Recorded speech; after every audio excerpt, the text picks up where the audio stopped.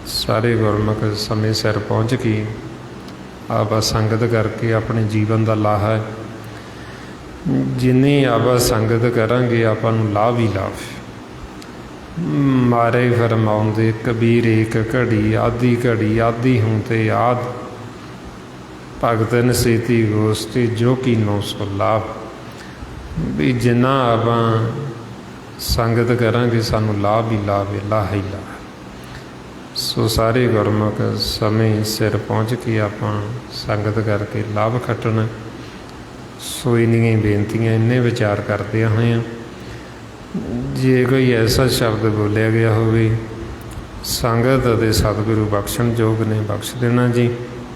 ਵਾਹਿਗੁਰੂ ਜੀ ਕਾ ਖਾਲਸਾ, ਵਾਹਿਗੁਰੂ ਜੀ ਕੀ ਫਤਿਹ।